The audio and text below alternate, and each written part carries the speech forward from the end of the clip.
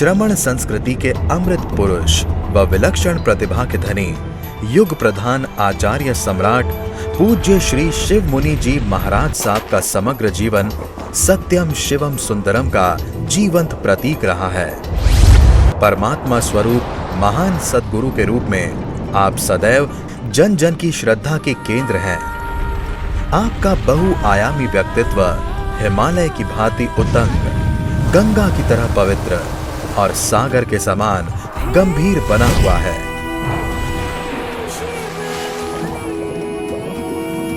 शिव मैं देखूं साई, मैं तो शिव मैं देखूं साई, शिव मैं देखूं साई, मैं तो शिव मैं देखूं साई। जो अंतकृत जिन्होंने उसी जन्म के अंदर, चाहे वह अति मुक्त कुमार बाल थे, अर्जुन माली थे, राजा की रानियां थी, राजकुमार थे,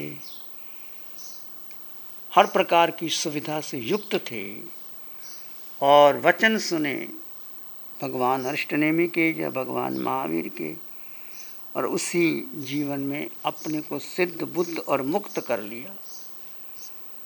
बहुत प्रेरणा मिलती है सूत्र से कि हम अपने जीवन को कैसे साधें, कैसे सुकुमार रानियां, राजा श्रेणी की और भगवान कृष्ण की रानियां कैसे सुकुमार काली, कैसे उन्होंने अपने जीवन को भावित किया। एक शब्द सुना था, उनके 10 पुत्र भगवान से पूछा, महावीर के प्रभु कौनिक ने युद्ध लड़ा, अपने पुत्रों को युद्ध में भेज दिया एक हार और हाथी के लिए, देखो, और उसके पास राज्य है कौनिक के पास, परंतु महत्वाकांक्षी होकर के स्वयं कहता है अपनी पत्नी को कि पिताजी ने उनको हार और ये हाथी दिया है, मुझे क्या अधिकार है मांगने के।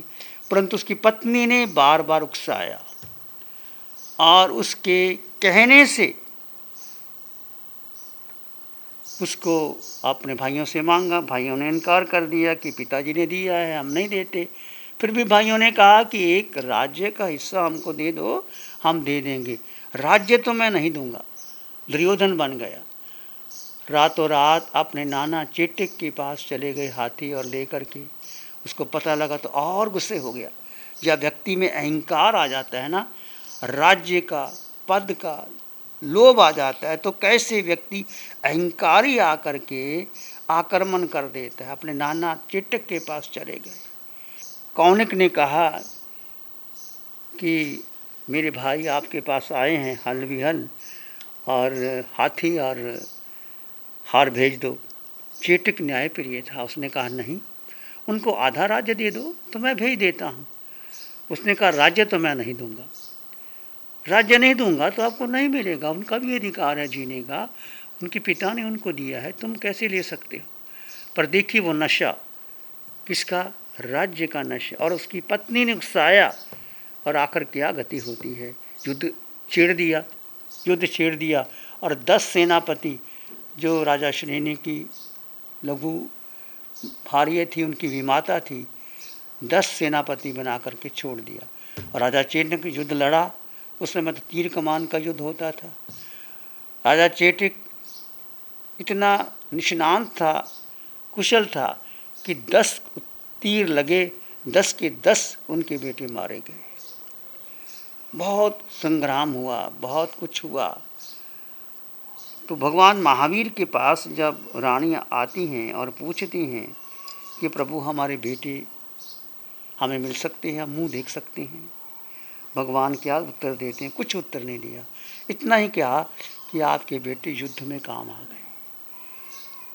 तीर्थंकर की वाणी, केवली की वाणी कितनी सार गर्भित होती है। उन्होंने ये भी नहीं कहा कि कौनिक ने उनको सेनापति बना करके भेज दिया और वो युद्ध लड़े और ऐसे हो गया। इतना ही कहा कि युद्ध में काम आ गए। रानियों ने सोचा, वैराग्य आ गया कि बेटे चले गए, हमने किस लिए संसार में रहना। 10 के 10 रानियों ने दीक्षा ले ली और दीक्षा लेकर के कितना तप, रत्नावली तप, कनकावली तप, लघु और कैसे शरीर पर भूषण बनाए। ये इतना तप कैसे हो सकता है? आज हम सोचें तो ये कैसे हो सकता है? ये केवल शुक्ल ध्यान के द्वारा, भेद विज्ञान के द्वारा ही हो सकता है। जब देह और जीव को, देह और आत्मा को अलग अलग जान करके, मान करके जीव में व्यक्ति रहना सीख ले तो ये हो सकता है, वैसे नहीं हो सकता। और इतना तप किया, तप करने के बाद कैसे शरीर, जैसे कहते हैं कोयले की गाड़ी आती है, खड़खड़ करती है, ऐसे शरीर हो गया, परंतु आत्मा और उज्जवल हो गई। तो हमें शिक्षा मिलती है कि आज हम तप कर रहे हैं, तप में कोई कष्ट भी आ जाए घबराना नहीं चाहिए। प्यास लगी तो क्या हो गया, एक दिन पानी नहीं पिएंगे तो क्या हो जाएगा? थोड़ा सहन करो, थोड़ा थोड़ा तप करो, सहन करो, और महीने में 15 दिन में उपवास करते रहो। 12 प्रकार का तप जो हमारे निर्जरा का मूल कारण बताया है। तो मैं कह रहा था कि कैसे तप किया, शरीर को भस्मीभूत कर दिया। व्रत बेला तेला चौला 15 16 16 15 14 तेला, फिर अम्बिल के साथ, और कुछ भी नहीं खाना, फिर भी उन्होंने किया। मतलब उनको भीतर में आत्मा में रस आ गया था, शरीर का मोह टूट गया था। तो हमें शिक्षा मिलती है, आज मैं हूँ चाहे आप हैं, इतने वर्ष बीत गए हमारे, कितना भोजन खाया, इस जन्म में कितना खाया और पहले जन्म में कितना खाया। क्या वो भोजन साथ जाता है? सुबह चाहते हैं, शाम को और खा लेते हैं, शाम को अगले दिन फिर निहार हो जाता है, फिर खा लेते हैं। तो क्या सार, क्या जीवन का? क्या खाना पीना सोना धन कमाना ये जीवन है? ये तो कर लोगे, आपका पुण्य है, आपको मिल जाएगा, परंतु आगे क्या होगा? आगे का पुण्य पाथ्य कैसे इकट्ठा करोगे? तो ये शिक्षा मिलती है, आप सभी यथाशक्ति तप कीजिए जितना हो सके। नवकाशी सब कर सकते हैं, कई तो 10 बजे भोजन लेते हैं और कुछ भी नहीं करते। नवकार्षी के सूर्य उदय के 48 मिनट तक नवकार्षी आ जाती है। 2 नवकार्षी कर लो, 3 कर लो, पोरसी कर लो, 9:30 बजे पोरसी आ जाती है। छोटे छोटे तप करो जीवन में। और तप कैसे करना है? भेद विज्ञान के द्वारा तप करोगे तो आप महान कर्मों की नजरा कर सकते हो। और तप करके किसी को कहने की जरूरत नहीं कि मैंने बेला किया, 28 किए, 14 किए, 15 किए, कुछ भी नहीं कहना। बस केवल अपनी आत्मा की साक्षी के लिए जो कारमन शरीर भारी हो रहा है वो हल्का हो जाए, इसलिए तप करना है। तो उन्होंने, रानियों ने वैराग्य आ गया, दीक्षा ली, और दीक्षा लेते ही अपनी आर्य चंदना के पास जाती है और तप की आज्ञा मांगती है, और मांगती है। उन्होंने तप किया, तप करके सलेखना ली, अंतिम सलेखना ले करके सिद्ध बुद्ध और मुक्त हो गई। हमें शिक्षा मिलती है, हमें सबको, कि अंतिम समय हमें नहीं पता कब आएगा, परंतु ये भाव रखे। एक श्रावक का 3 मनोरथ है श्रावक के। पहला कि मैं आरंभ श्राम्भ को कम करूं। हम बढ़ाई जाते हैं, एक फैक्ट्री के बाद दूसरी फैक्ट्री, दूसरी के बाद तीसरी फैक्ट्री। क्या करोगे? बेटे के काम आएगी, बेटे के बेटे के काम आएगी। अरे तुम अपने बारे सोचो, क्यों आगे बढ़ाई जा रहे हो, कितना आराम श्रम किए जा रहे हो, और जब तक वो तुम्हारे नाम रहेगी उसको छोड़ा नहीं, त्यागा नहीं। तुम अगले जन्म में चले जाओ, तुम्हारे कर्मों का बंधन होता रहेगा।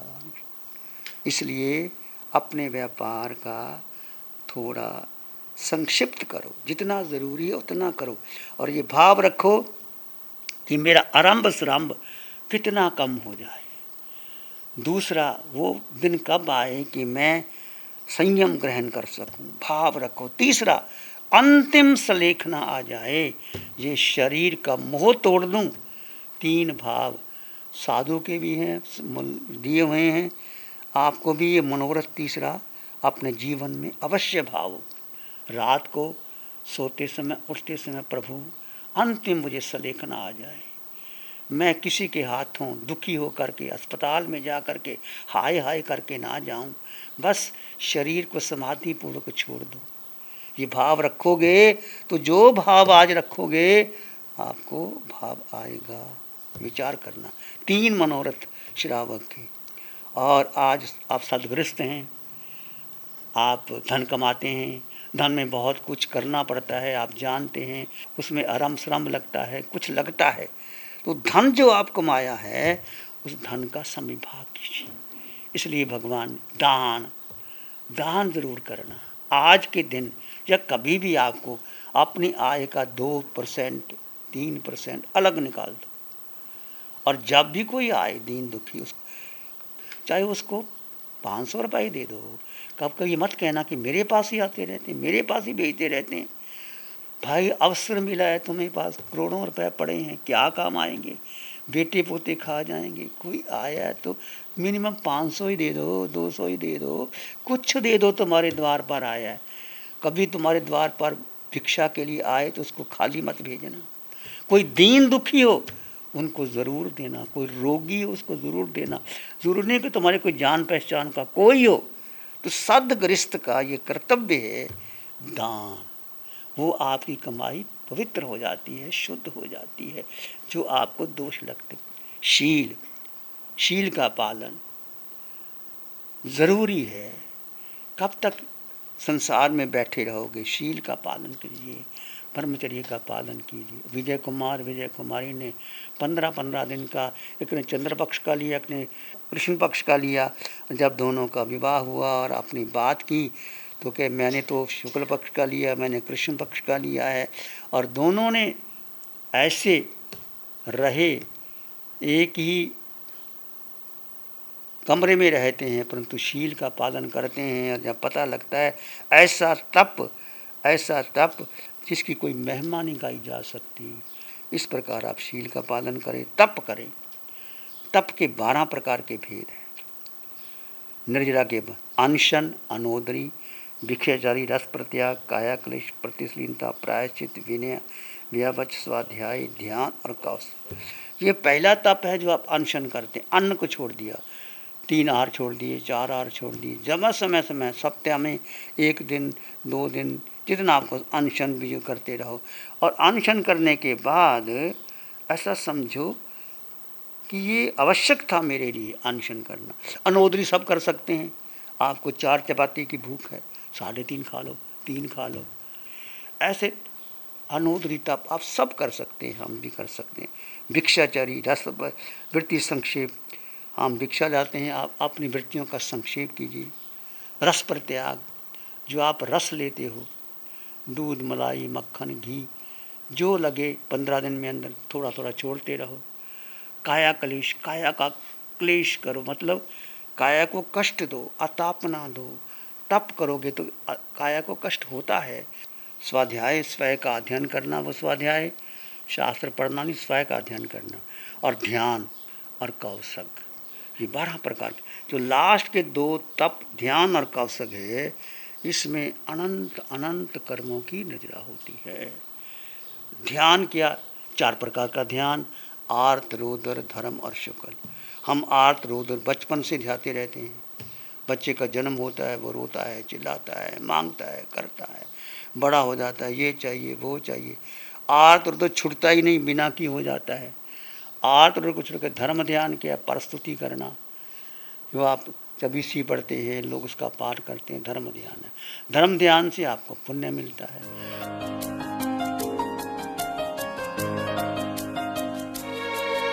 ध्यान करेंगे थोड़ी देर के लिए, आंखें बंद।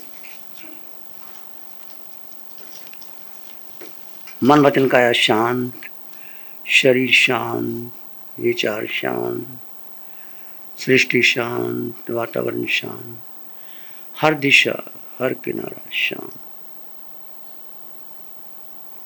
सिर के सिरे से पांव के अंगूठे तक आपके भीतर देह में आत्म प्रदेश विद्यमान है। असंख्यात प्रदेशी आत्मा देह में आकार है, आकार में निराकार आत्मा। सिर के सिरे से पांव के अंगूठे तक निराकार आत्मा। आत्मा का कोई आकार नहीं, रंग नहीं, रूप नहीं, वर्ण नहीं, गंध नहीं, रस नहीं, स्पर्श नहीं। 2 तत्व जुदा जुदा हैं। सिर के सिरे से पांव के अंगूठे तक आत्म प्रदेशों का स्पंदन करते हुए, देह भिन्न आत्मा भिन्न, देह में एक जीव तत्व आत्मा अलिप्त है, शुद्ध है, पवित्र है, देह में है पर देह से जुदा है। दो तत्व जुदा जुदा है। भेद विज्ञान के द्वारा इसको जाने और समझे। विचार आए तो आने दें, जाए तो जाने दें। विचार के पार, बुद्धि के पार, मन के पार आप अपने में स्थित रहें।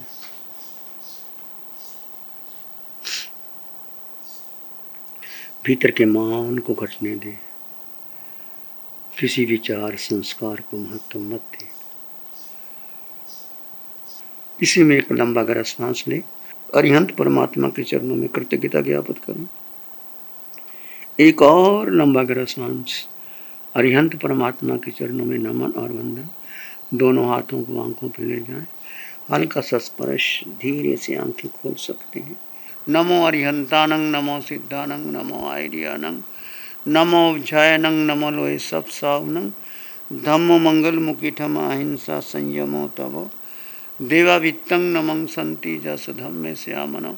श्री चत्तारी मंगलम, अरहंता मंगलम, सिद्धा मंगलम, साहु मंगलम, केवली पानत्तो धम्मो मंगलम। चत्तारी लोगोत्तम, अरहंता लोगोत्तम, सिद्धा लोगोत्तम, साहु लोगोत्तम, केवली पानत्तो धम्मो लोगोत्तम। चत्तारी शरणं पवज्जामि, अरहन्ते शरणं पवज्जामि, सिद्धे शरणं पवज्जामि, साहु शरणं पवज्जामि, केवली प्रणतं धम्मं शरणं पवज्जामि। चारे